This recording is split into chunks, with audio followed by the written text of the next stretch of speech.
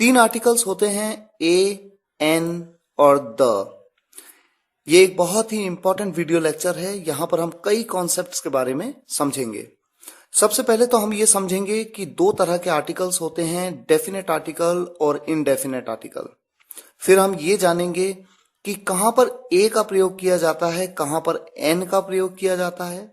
साथ ही साथ हम इस कॉन्सेप्ट को भी समझेंगे कि कहां पर द का उच्चारण द की तरह और कहां पर द का उच्चारण दी की तरह किया जाता है। ये एक ऐसा कॉन्सेप्ट है जिसके बारे में अक्सर लोगों को नहीं पता होता। हम इसे बारीकी से समझेंगे। इस वीडियो लेक्चर में हम ये भी जानेंगे कि द का प्रयोग किन वर्ड्स के साथ करना कंपलसरी है और किन वर्ड्स के साथ द का प्रयोग बिल्कुल नहीं किया जाना चाहिए। ये एक बहुत ही इंपॉर्टेंट वीडियो लेक्चर है, आप इसे ध्यान से समझिए। सबसे पहले देखिए, ए का उच्चारण अ की तरह होता है। जब भी किसी वाक्य में ए अकेले आए तो उसका उच्चारण अ होता है, ना कि ए। ये बात अक्सर हम सभी जानते हैं। सेंटेंस देखिए, एक एग्जाम्पल के तौर पे, this is a pen. This is a pen, हम कहते हैं अ, क्योंकि ए का उच्चारण जब वो अकेले आता है किसी सेंटेंस में तो अ की तरह होता है। आगे बढ़ते हैं और समझें कि आर्टिकल्स दो टाइप के होते हैं, दो प्रकार के होते हैं। एक है डेफिनेट आर्टिकल और इनडेफिनेट आर्टिकल। डेफिनेट आर्टिकल कौन सा है? द, THE, द, जिसे आप कहीं द कहते हैं, कहीं दी कहते हैं। ये बात आगे आपको समझाई जाएगी। और इनडेफिनेट आर्टिकल कौन से हैं? ए या फिर एन। ये दोनों ही इनडेफिनेट आर्टिकल हैं। तो आइए पहले डेफिनेशन को समझें, इनकी परिभाषा को समझें। Definite article the, it generally points out a particular person, place और थिंग। डेफिनेट आर्टिकल किसी विशेष व्यक्ति, वस्तु या स्थान के साथ प्रयोग होता है जिसके बारे में पहले से ही जानकारी हो। ये बात आप एग्जाम्पल के माध्यम से बेहतर समझ पाएंगे। फिलहाल देखिए, इनडेफिनेट आर्टिकल किसे कहते हैं। इनडेफिनेट आर्टिकल कौन से हैं? ए और an. It generally does not point out any particular person, place और थिंग। इनडेफिनेट आर्टिकल का प्रयोग प्रायः किसी ऐसे व्यक्ति, वस्तु या स्थान के साथ होता है जिसके बारे में पहले से जानकारी न हो। आइए एक एग्जाम्पल के माध्यम से हम डेफिनेट और इनडेफिनेट आर्टिकल के यूज को बेहतर समझ पाएंगे। देखिए, एग्जाम्पल आपके सामने है। पापा, दरवाजे पर एक लड़का है, आपसे बात करना चाहता है। देखिए, मान लीजिए घर में आपके पापा और आप बैठे हुए हैं। अचानक दरवाजे पे नॉक हुआ। आप दरवाजे पे जाते हैं, दरवाजा खोलते हैं। एक लड़का खड़ा है। वो कहता है कि मैं आपके पापा से बात करना चाहता हूं। आप अंदर आते हैं। आप अपने पापा के पास आते हैं और कहते हैं, पापा जी, दरवाजे पे एक लड़का है, आपसे बात करना चाहता है।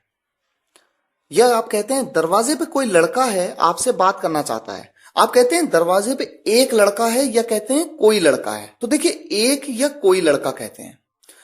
अच्छा, एक तो ये सिचुएशन है। और दूसरी सिचुएशन देखिए, मान लीजिए घर में आप और पापा जी बैठे हैं। आपके पापा आपसे डिस्कस करते हैं कि एक लड़का आएगा, कुछ देर में एक लड़का आएगा, वो मुझसे बात करने आएगा किसी मुद्दे पे, किसी भी मुद्दे पे।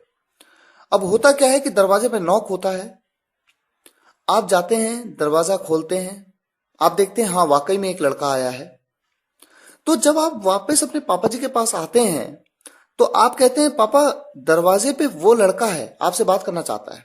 आप ऐसा नहीं कहते कि दरवाजे पे एक लड़का है, या आप ऐसा नहीं कहते कि दरवाजे पे कोई लड़का है। क्यों? क्योंकि पापा ने आपसे उस लड़के के बारे में पहले ही बात की थी और आपको जानकारी दे दी थी कि हाँ, कोई लड़का आएगा। तो देखिए, फर्क आ गया। पहले अगर आप उस लड़के के बारे में आपको कुछ पता ना होता तो आप कहते दरवाजे पे एक लड़का है, या कहते दरवाजे पे कोई लड़का है। लेकिन अब चूंकि आपको उस लड़के के बारे में पापा जी ने पहले ही जानकारी दे दी थी तो आप कहते हैं दरवाजे पे वो लड़का है। तो यही कॉन्सेप्ट डेफिनेट और इनडेफिनेट आर्टिकल का है। जब आप कहते हैं एक या कोई लड़का तो उसके लिए आप यूज करते हैं अ बॉय। और जब आप कहते हैं वो लड़का जिसके बारे में पहले से ही बात हो तो आप कहते हैं द बॉय। और यही बात मैंने आपको डेफिनेशन में बताई थी, अगर जानकारी पहले से हो तो वो एक डेफिनेट आर्टिकल है, वहां पर द का यूज किया जाएगा। और अगर जानकारी पहले से न हो, किसी विशेष व्यक्ति वस्तु या स्थान की बात न हो, तो आप वहां पर ए या एन का प्रयोग करेंगे। इस बात को कहां पर ए का प्रयोग करेंगे, कहां पर एन का, ये बात आगे स्लाइड्स में आपको समझाई जाएंगी। फिलहाल एक और एग्जाम्पल देखते हैं। इस एग्जाम्पल के माध्यम से डेफिनेट और इनडेफिनेट आर्टिकल के बारे में थोड़ा और समझें। आपके सामने एग्जाम्पल है, यही तो किताब है जिसके बारे में मैं बात कर रहा था। देखिए यहां पर किताब के बारे में आप पहले ही बात कर चुके हैं, तो आप कहते हैं this is the book I was talking about. This is the book. आपने बुक से पहले क्या लगाया, द लगाया, क्योंकि उस बुक के बारे में आप पहले ही बात कर चुके हैं। लेकिन दूसरा सेंटेंस देखिए, यह एक किताब है, सिंपल सी बात। इस किताब के बारे में पहले कोई डिस्कशन नहीं हुआ, आप सिंपली बता रहे हैं कि यह एक किताब है, तो आप कहते हैं दिस इज अ बुक। यहां पर आप ए का प्रयोग करते हैं, यानी एक इनडेफिनेट आर्टिकल ए का प्रयोग। ये एक इंपॉर्टेंट कॉन्सेप्ट है। इसके अलावा एक बात मैं आपको जरूर बताना चाहूंगा, जिस क्वेश्चन को सेंटेंस करेक्शन एक्सरसाइजेज में अक्सर पूछा जाता है कंपटीशन एग्जाम्स में। देखिए इसे जानना भी जरूरी है। आपके सामने सेंटेंस है, मिस्टर राहुल दरवाजे पर हैं। आप कहते हैं mister Rahul is at the door. बहुत सिंपल है। लेकिन मान लीजिए आप और आपके पापा घर में बैठे हैं, दरवाजे पे नॉक होता है, आप दरवाजे पे जाते हैं, दरवाजा खोलते हैं और देखते हैं कि एक आदमी आपके सामने खड़ा है। वो आदमी आपसे कहता है मेरा नाम राहुल है और मैं आपके पापा से मिलना चाहता हूं। तो आप अंदर आते हैं, तो आप किस तरह से बोलेंगे? आप ये नहीं कहेंगे पापा मिस्टर राहुल दरवाजे पे हैं, आप ऐसा नहीं कहेंगे, क्योंकि आपके पापा मिस्टर राहुल के बारे में कुछ नहीं जानते। आप कहेंगे पापा कोई मिस्टर राहुल दरवाजे पे हैं। कोई, यहां पर आप कोई का जो यूज कर रहे हैं, इस कोई या एक के लिए मैंने आपको बताया था कि ए या एन का प्रयोग किया जाता है। आप यहां पर लगाएंगे a Mr Rahul is at the door. A Mr Rahul is at the door. बड़ा अजीब सा आपको लगेगा कि अ का प्रयोग कैसे किया गया, जबकि किसी नाम से पहले कभी भी किसी आर्टिकल का यूज नहीं किया जाता। ये बात आगे मैं आपको स्लाइड्स में बताऊंगा भी। लेकिन नाम, प्रॉपर नाउन से पहले ए का प्रयोग ऐसे कॉन्सेप्ट में किया जा सकता है जहां पर कोई का सेंस हो। कोई राहुल दरवाजे पर है या कोई सीता दरवाजे पर है, तो a Rahul is at the door, a Sita is at the door. ये एक बहुत ही इंपॉर्टेंट कॉन्सेप्ट है। जैसे जैसे आप इंग्लिश आगे सीखते जाएंगे, आपको नए नए कॉन्सेप्ट समझ में आते जाएंगे और आप हैरान होंगे कि ऐसा हो सकता है। आपको अंदाजा नहीं था कि ऐसा भी हो सकता है।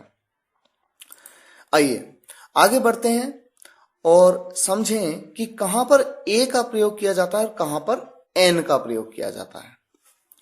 ए और एन के प्रयोग के बारे में समझने से पहले आपको यह समझना जरूरी है कि इंग्लिश और हिंदी दोनों लैंग्वेजेस में वॉवल्स और कॉन्सोनेंट्स कौन कौन से होते हैं। वॉवल मतलब स्वर और कॉन्सोनेंट का मतलब है व्यंजन। देखिए इंग्लिश के 5 vowels A E I O you, और कौन से कॉन्सोनेंट्स हैं? बाकी बचे हुए सभी 21 लेटर्स कॉन्सोनेंट्स हैं। B C D F G H J K L M N P Q R S T V W X Y Z. इसी तरह से हिंदी लैंग्वेज में आपके सामने वॉवल्स आपकी स्लाइड में, आपकी स्क्रीन पे इस समय दिख रहे हैं। वॉवल साउंड, स्वर की ध्वनि देखिए कौन कौन से लेटर्स हैं हिंदी वर्णमाला में। अ आ ई ई उ ऊ ए ऐ ओ औ अंग अह। और कॉन्सोनेंट साउंड कौन से हैं? क ख ग घ ग च छ ज झ य ट ठ ड ढ ण त थ द ध न प फ ब भ म य र ल व श श स ह अक्षत्र ज्ञ। आर्टिकल्स में जब हम कहते हैं कि ए का प्रयोग कहां पर होगा और एन का प्रयोग कहां पर होगा, तो वहां पर सबसे पहले आपको यह जानना बहुत जरूरी है कि वॉवल साउंड कौन से हैं हिंदी के और कॉन्सोनेंट साउंड कौन से हैं हिंदी के। अब मैं आपको बताऊंगा कि ऐसा मैं क्यों कह रहा हूं? देखिए, एन का प्रयोग कब किया जाता है? If the next word starts with a vowel sound. Vowel नहीं बोला मैंने कहा वोवल साउंड। और वोवल साउंड कौन से हैं? हिंदी के वोवल साउंड जो अभी आपने पढ़े थे, अ आ ई उ ए ऐ ओ औ अंगा। अगर अगले शब्द की शुरुआत स्वर की ध्वनि से हो तब एन का प्रयोग किया जाता है। और इसी तरह से if the next word starts with a consonant sound then a will be used. अगर अगले शब्द की शुरुआत व्यंजन की ध्वनि से हो तो ए का प्रयोग किया जाएगा। देखिए एग्जांपल्स आपके सामने हैं। अ यूनिवर्सिटी, यहां पर यूनिवर्सिटी जो वर्ड है इसकी शुरुआत यू से हुई, यू से, तो इसके साथ ए लग रहा है। क्यों लगाया ए? क्योंकि यू की जो ध्वनि है, देखिए यू है तो एक वोवल, एक स्वर है, अंग्रेजी का एक स्वर है, वोवल है, लेकिन इसकी ध्वनि देखिए, इसका साउंड देखिए, इसका साउंड है य। यूनिवर्सिटी, य का साउंड आ रहा है। चूंकि ये एक कॉन्सोनेंट साउंड है, व्यंजन की ध्वनि है, इसलिए यूनिवर्सिटी के साथ मैंने ए का प्रयोग किया। अक्सर लोग इसमें कंफ्यूज होते हैं, वो कहते हैं कि इंग्लिश के जो 5 वोवल हैं ए ई आई ओ यू, इनमें से कोई वोवल से अगर वर्ड शुरू होगा तो हम एन का प्रयोग करेंगे। ये गलत है, ये सही नहीं है। बात इंग्लिश के ए ई आई ओ यू वोवल्स की नहीं है, बात वोवल के साउंड की है। अगर ध्वनि स्वर की आई तो आप एन का यूज करेंगे, और अगर ध्वनि व्यंजन की आई तो आप ए का यूज करेंगे। यहां पर देखिए, भले ही ये वर्ड यूनिवर्सिटी की शुरुआत यू से है जो कि एक वोवल है, लेकिन ध्वनि किसकी है, साउंड किसका है, वोवल का है कॉन्सोनेंट का है? तो यहां पर साउंड है कॉन्सोनेंट का, क्योंकि हम कहते हैं यूनिवर्सिटी, य से शुरुआत है, और य क्या है, एक व्यंजन की ध्वनि है हिंदी अल्फाबेट में, हिंदी वर्णमाला में, जैसा कि मैंने आपको बताया। इसी तरह से आप देखिए एन आवर, आवर के साथ एन क्यों लगाया? जबकि एच तो एक कॉन्सोनेंट है, एच जो है एक इंग्लिश का एक कॉन्सोनेंट है, लेकिन फिर भी यहां पर इसका साउंड वोवल का है। हम कहते हैं एन आवर, आ, और आप जानते हैं आ जो है एक वोवल साउंड है, आ, इसलिए हमने एन का प्रयोग किया है। और ऐसा भी कहा जाता है कि एच एक साइलेंट है, इसी वजह से भी आवर की ध्वनि आती है, आवर। देखिए कुछ एग्जांपल्स और आपके सामने हैं। जैसे हम कहते हैं अ बॉय, बॉय के साथ अ लगाया क्योंकि ब कॉन्सोनेंट साउंड है। अ पेन, यहां पर प कॉन्सोनेंट साउंड है। एन ऑनेस्ट, यहां पर वोवल का साउंड है, ऑनेस्ट अ का साउंड है, इसलिए एन का प्रयोग किया गया। इसी तरह से देखिए एन ईयर, यहां पर ई का वोवल साउंड है, इसलिए हम कहते हैं एन ईयर। और यहां देखिए एक और इंपॉर्टेंट पॉइंट, अ ईयर, यहां पर ये ईयर है, ईयर नहीं है, ये ई से नहीं शुरू हुआ, ये य से शुरू हुआ, ईयर। इसलिए यहां पर चूंकि कॉन्सोनेंट य का साउंड है, इसलिए ए का प्रयोग किया जाता है, अ ईयर। कुछ और एग्जांपल्स हैं। एनएमएलए, यहां पर हम एन क्यों लगाते हैं?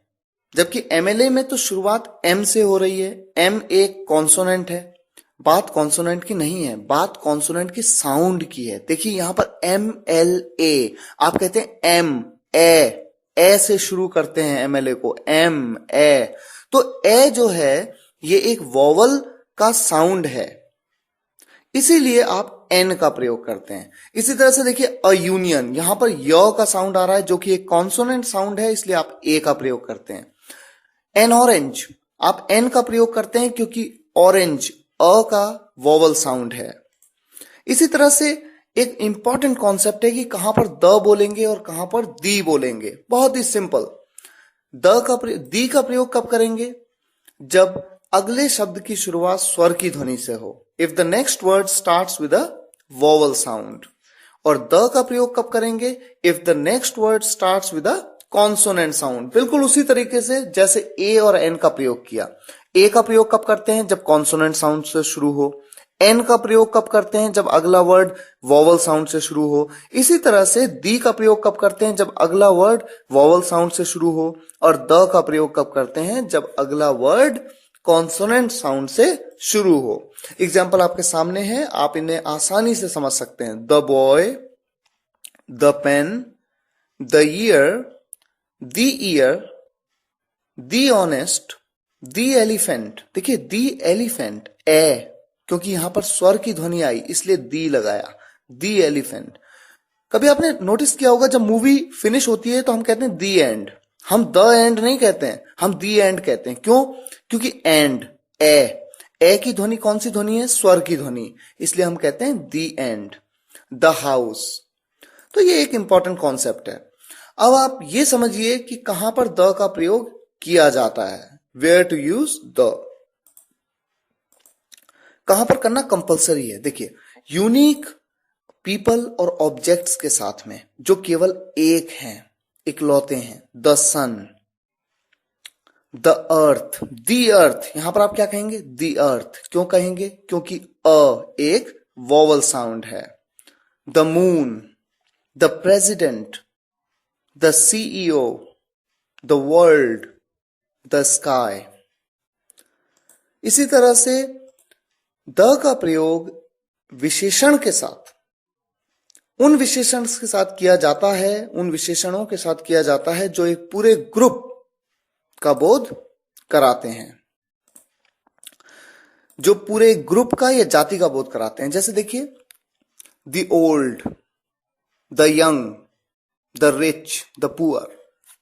जब आप कहते हैं ना द ओल्ड, तो यहां पर आप एक आदमी की बात नहीं करते, पूरी कम्युनिटी की बात करते हैं, पूरे ग्रुप की बात करते हैं। इसी तरह से with famous buildings, museums and monuments, प्रसिद्ध भवन, संग्रहालयों व स्मारकों के साथ में आप द का प्रयोग करते हैं। The Taj Mahal, the Qutub Minar, the Lal Qila, the Eiffel tower. देखिए द आईफिल टावर, आईफिल, आ से अ से शुरू है, अ की ध्वनि है, इसलिए आप कहते हैं the Eiffel tower. The globe. इसी तरह से द का प्रयोग कहां पर और किया जाता है? With superlative degrees of an adjective. Superlative degrees के साथ आप हमेशा द का प्रयोग करते हैं। एग्जाम्पल्स आपके सामने हैं। The highest, the most, the lowest, the youngest, the oldest, the nearest. और इसी तरह से with ordinal numbers you use the, क्रमवाचक संख्याओं के साथ में। The last chapter, the first time, the third member, the second occasion, the penultimate number. इस तरह से आप प्रयोग करते हैं। एक जगह और, with countries the names of which include kingdom, states और रिपब्लिक। देखिए यूं तो देश के नाम के साथ द का प्रयोग नहीं किया जाता, लेकिन ऐसी कंट्रीज के नाम जिनमें किंगडम लगा हो, स्टेट्स हो या रिपब्लिक हो। एग्जाम्पल देखिए, the United states, the United states, the United kingdom, the Republic of Ireland. ये एग्जाम्पल आपके सामने है। देखिए यूनाइटेड स्टेट्स या यूनाइटेड किंगडम ये ग्रुप है, पूरा एक ग्रुप है। आप ध्यान से समझें इस बात को। जैसे यूके की बात करते हैं, यूनाइटेड किंगडम, स्कॉटलैंड है, आयरलैंड है, नॉर्थ आयरलैंड अलग है। देखिए इंग्लैंड है, स्कॉटलैंड है, आयरलैंड है, वेल्स है, ये चारों कंट्रीज से मिलकर के बना ये एक किंगडम है, द यूनाइटेड किंगडम। तो जब भी वर्ड, किसी कंट्री के वर्ड्स में स्टेट्स या किंगडम या रिपब्लिक आए तो वहां पर आप द का प्रयोग करते हैं। With countries that have plural names, ऐसी कंट्रीज जिनका नाम एक प्लूरल फॉर्म में हो, जैसे नीदरलैंड्स, देखिए एस लगा हुआ है, फिलीपींस एस लगा हुआ है, एक प्लूरल फॉर्म है, यहां पर द का प्रयोग आप करते हैं। आप नदी, नहर, सागरों के साथ भी द का प्रयोग करते हैं। The Gangas, the Nile, the Atlantic, the Pacific.